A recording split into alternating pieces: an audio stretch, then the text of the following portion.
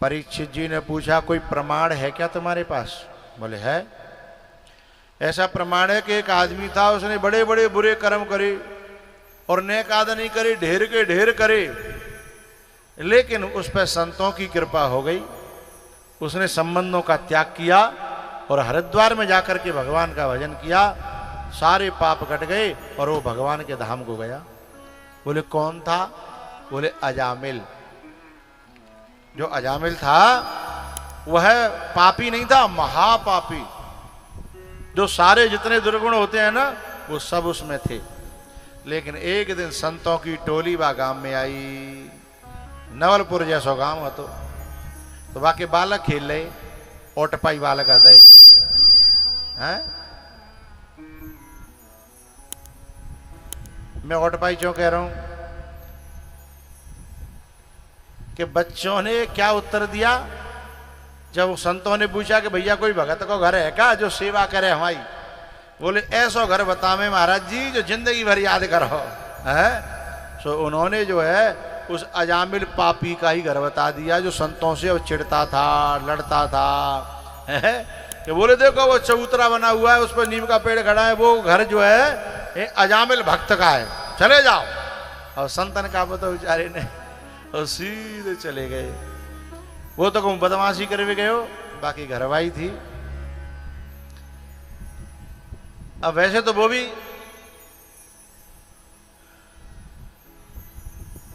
ठीक नहीं थी। मैं आपको वो दिखाना चाह रहा था पर मेरे पास कैमरा नहीं है। नवलपुर के बालक हैं, वो जो पानी की टंकी है भाई की बाकी अच्छन ने खुरच रहे हैं, हट गए। अब कहा है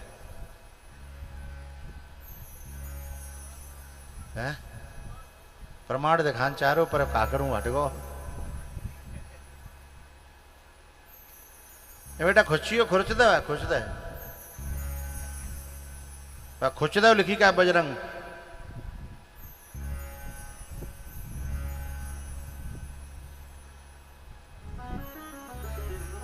लंच में मैं टॉयलेट करने जाता हूं, इन्होंने पीछे एक पर्दा लगा रखा है, मैं टॉयलेट कर रहा हूं तो पीछे से कोई झक रहा, ओए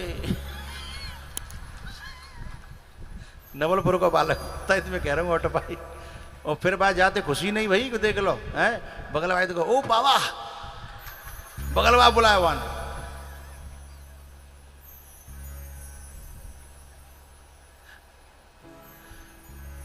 और हमारे जी बाबूजी ऐसा लगाओ तो मैं खूब आराम थे हैं।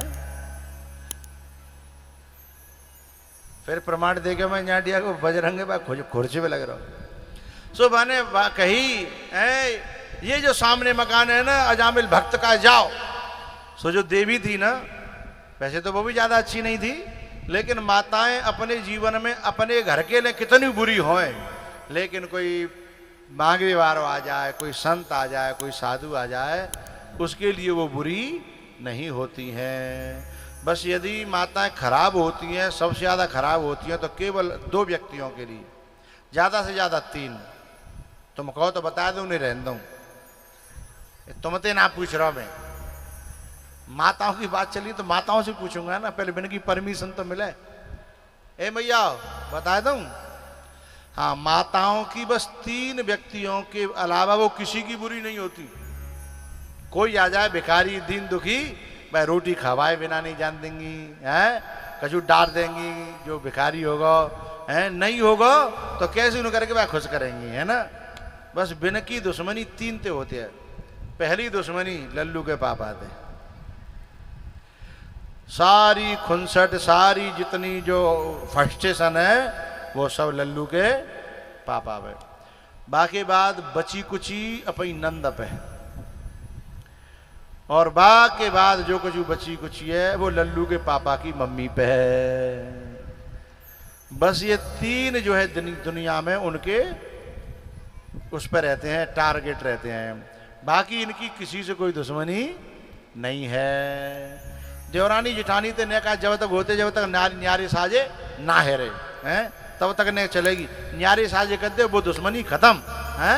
पर कछु लोग मानते ही ना है। मैं कहता हूँ न्यारे कर दे भैया, अरे बोले हमारे बाप दादा ने न्यारे कब देखो ही ना हमें न्यारो। और राजी तो ही नहीं देखो तो कहा ना गैर राजी देखे को है, राजी तो कर लेगा तो बहुत बढ़िया, उन्हें कहा दिन हाँ। तो मैं तो भैया ऐसा कहता हूं सभी अपनों से कि राजी तो कर लेना चाहिए, जो आज नहीं तो कल करनो तो हथु ही है। तो वो जो अजामिल की पत्नी थी ना, जैसे उसने संतों को देखा तो तुरंत तो चरणों में गिर पड़ी, बाबा मेरे द्वार पर तुम कैसे आ गए, यहाँ तो कहो संत को आवो जावो, मेरे पति बहुत खराब हैं। लेकिन मैंने मन में सोची कि अभी खराब बताए में फायदा नहीं है, पहले जिन्हें सेवा कर लो। बोले बाबा मैं तुम्हारी क्या सेवा करूं? बोले बेटा हम तो सू को सामान दे दे, बनाएंगे खाएंगे, रात रुकेंगे, सुबह चले जाएंगे।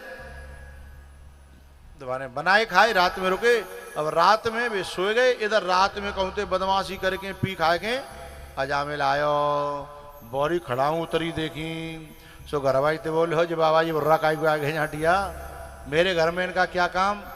घरवारी ने तुरंत जो है आड़े हाथों लेते हुए कहा सुनो, तुम दुनिया वालों के साथ में जैसे रहो वैसे रहो, लेकिन संतों के साथ में तुम्हें अच्छा व्यवहार ही करना चाहिए, संतों के साथ गलत व्यवहार मत करना, ये मेरी प्रार्थना है। और प्रार्थना न मानो तो फिर मेरी जबरदस्ती है। सुबह जग करके संतों से अच्छा व्यवहार करना, उनकी बातों पे ध्यान देना और उनकी बातों को मानना, ठीक है? बोले भगवान ठीक है, तू कह रही है तो हैं। अब सवेरे जगह संत जाने लगे। बोले भैया सब संत घर से जाते हैं तो उन्हें विदा दी जाती है। अब अजामिल मन ही मन बोले हो कि तुम जिंदे जा रहे हो, झोली झंडा संग लेके जा रहे हो, यही बहुत बड़ी विदा समझो है? लेकिन उसकी पत्नी ने पीछे से कुर्ता पकड़ के झटक दिया। बोले मैंने क्या कहा था रात में, उस बात का ध्यान दीजिए।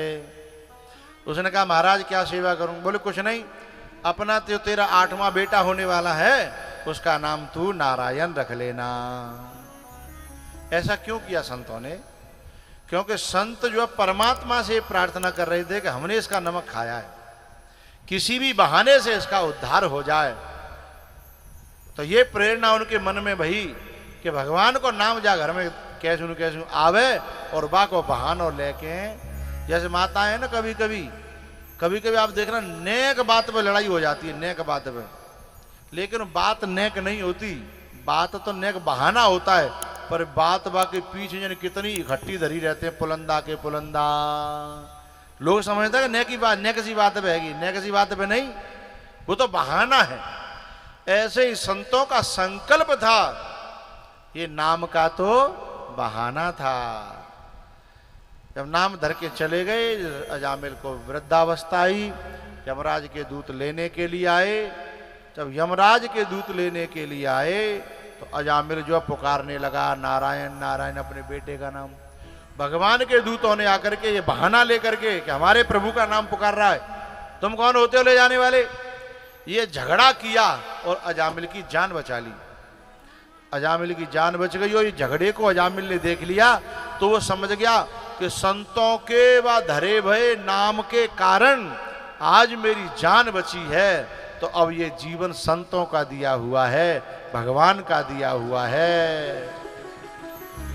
अब मैं इस जीवन को दुनिया में गंवाने वाला नहीं हूं। तो भैया जो तुम जो इतने बैठेगा यहां, तुम्हारा जीवन कौन को दया है? अरे भैया हमारो जीवन तो भगवान को ही दया भयो है ना? पर हम काय में लगाए रहे हैं, सुबह जगत के गोबर, बाकी बात सानी, बाकी बात चरी, हाँ या ना है, बाकी बात ने कहा रोटी पानी खाई, ने कहा आराम कर लो, शाम को फिर गोबर है, फिर सानी है, फिर दूध निकाले के पियो खाओ और सो गए। क्या इसी के लिए मनुष्य जीवन मिला था? नहीं। अजामिल ने उसी समय निर्णय कर लिया और कहां पहुंचा? हरिद्वार गंगा के किनारे, और उसने जम करके भजन किया और अपने सारे पापों को काट करके उसने भगवान के धाम को प्राप्त किया। जब समझ आ जाए, जब ये पता चल जाए कि ये जिंदगी भगवान की दी हुई है, तभी व्यक्ति को अपना कल्याण कर लेना चाहिए। यदि संतों की सेवा से, संतों के दिए हुए किसी संकेत से यदि हम उसी लाइन पर चल गए तो जीवन का कल्याण हो जाएगा। भैया उसके बाद में वृत्रासुर की कथा आती है और 7वें स्कंद में प्रहलाद जी की कथा आती है। हिरण्यकश्यपु जैसा राक्षस उस समय उसके बराबर बलवान तीनों लोकों में कोई नहीं था। पृथ्वी की नहीं बात कर रहा हूं, तीनों लोकों में कोई नहीं था। लेकिन एक छोटा सा बालक उसी का बेटा और उससे अड़ गया। प्रहलाद से हिरण्यकश्यपु ने कहा, क्यों रे, तू नेकसो सो छोरा 250 ग्राम को और मोते तीनों लोकों के मालिक से आमना सामना कर रहा है, तेरे अंदर ये बल कहां से आया? प्रहलाद जी ने बड़ी प्यारी बात कही, पिताजी जाके बल लवलेशते जीतेऊ चराचर झार। जिसके लवलेश बल से तुमने सारी दुनिया को जीत लिया है, वो परमात्मा का बल ही मेरे अंदर है और मैं काल से भी डरने वाला नहीं हूं। प्रहलाद जी इतने छोटे से हैं, फिर डरते क्यों नहीं है इतने बड़े बलवान से, जिससे बड़े बड़े राक्षस देवता सब डरते हैं हिरण्यकश्यपु से? प्रहलाद क्यों नहीं डरता? अरे भैया, जा क्षेत्र को यदि नेकऊ काऊ को रिलेशन लग्गा तग्गाते कहूं है कि यदि विधायक जी ते निकल आवे क्या फिर सैफ ही तक चले जावे हैं, फिर वो रोका खातो है जो कहता दुनिया फाड़ दूंगा हैं, कैसे यूं करके सैफ ही तक चले जाए और फोटो खिंचा लावे हैं काऊ के संग हैं, बहुत बड़ा परिवार है, काऊ के संग खिंचा लावे, छोटे थे बड़े थे बीच के थे है ना, बाकी बात वो काऊ गिनतो है। अरे साहब जो कहता है नगरा को ताल बना दूंगा हैं, ये मत समझियो। अब संसार के छोटे मोटे पद पर बैठे हुए उन लोगों से संबंध बन जाए तो आदमी फिर इतना बलवान समझ बैठता है, और जब प्रहलाद को संबंध है स्वयं परमात्मा से हो फिर वो कौन ते डर पाएगा? क्यों घबराऊं मैं, मेरा तो राम से नाता है, मेरी ये जीवन गाड़ी राम चलाता है। क्यों घबराऊं मैं, मेरा तो राम से नाता है।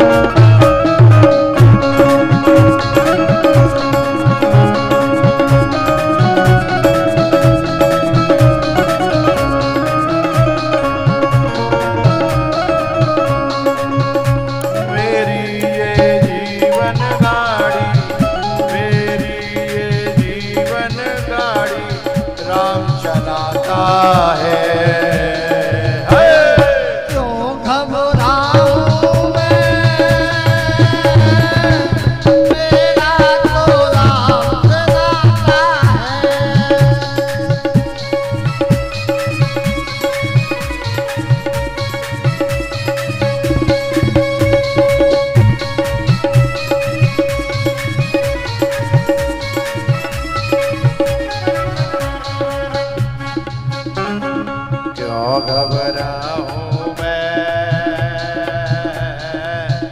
मेरा तो राम से नाता है। बोलो बा भगवान की। अब के 4 बज गए हैं और आंधी भी आने की दस्तक दे रही है, इसलिए खड़े हो जाइए एक भजन नाचने के लिए, इससे अलग, और फिर आरती। कल जो है कन्हैया का जन्म होगा, हल्के में राम कथा भी होगी। सबके संकट दूर करेगी, श्री बरसाने वाली बजाओ, बजाओ ना बजाओ राधा नाम की ताली।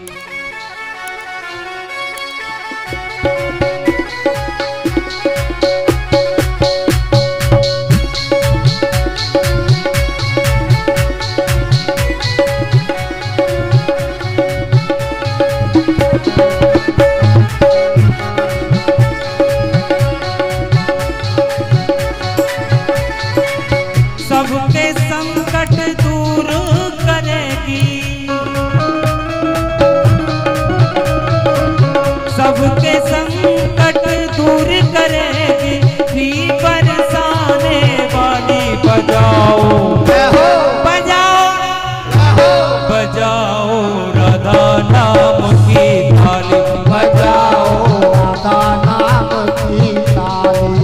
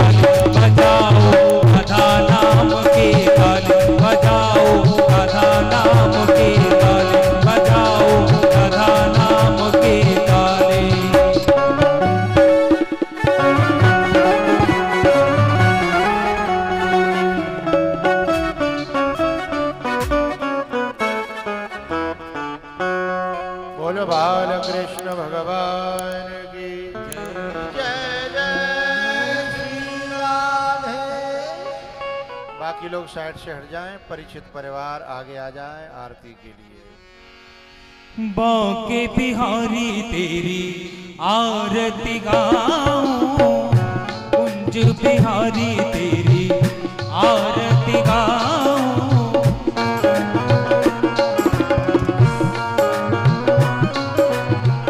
चरणों से निकली है गंगा प्यारी, जिसने